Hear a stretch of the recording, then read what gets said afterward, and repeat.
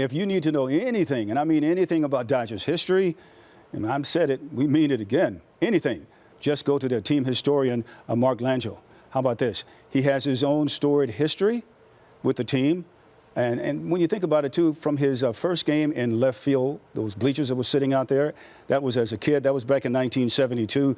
His meeting for the very first time with Vin Scully and his favorite players and games. It's all magical. He takes out Jill Painter Lopez now through his favorite Dodger moments.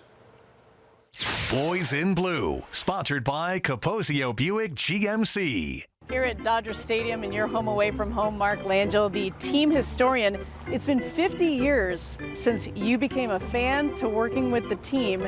Your thoughts on these last 5 decades and what it's meant to you to be a Dodger fan and part of this organization? Well, it just feels like home because 7 years old, I go to my very first game. My idea of tracing my roots is knowing the location of my very first game in 1972.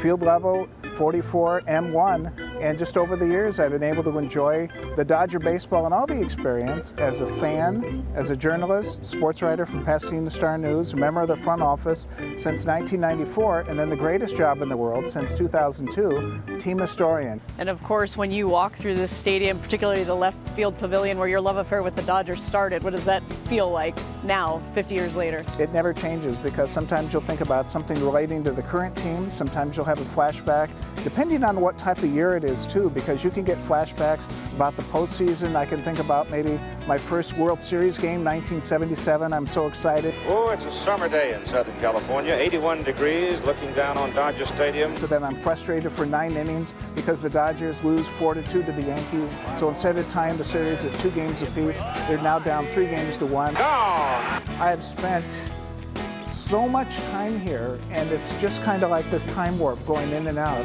Yeah, right now it's the year 2022, but then you can also look and suddenly it's 1974, but it's all still the same ballpark, but it's been wonderfully improved, and there it is right there. There's the Hank Aaron. That was in my room for maybe 40 years as far as May of 1974. They gave away a Hank Aaron poster, and right next to it is the plaque. I was always fascinated by the plaque because they thought so much of him as an opponent that plaque was put up in the left field pavilion because they really, I mean, think about it. An opposing player who sets the all-time home run record. You have given me young at heart. As we enter the Vin Scully press box, what was your first time meeting him like? First time ever, I had just graduated from South Pasadena High School. I'm working as a clerk at Pasadena Star-News. Matt McHale, the Dodger beat writer, takes me here to Shadow to see what a day in the press box is like. Would you believe that it was the only day ever that it was rained out in August?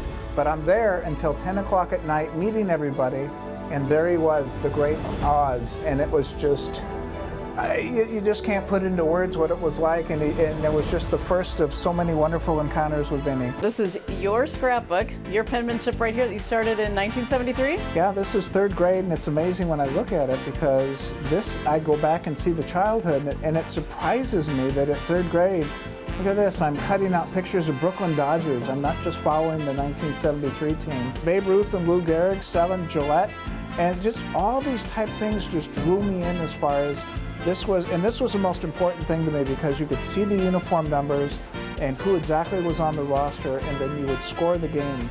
So you always wanted to get a program, and because you could study it, and that was the fun thing for me. Even though it may be 45, 50 years, you still remember it like it was yesterday.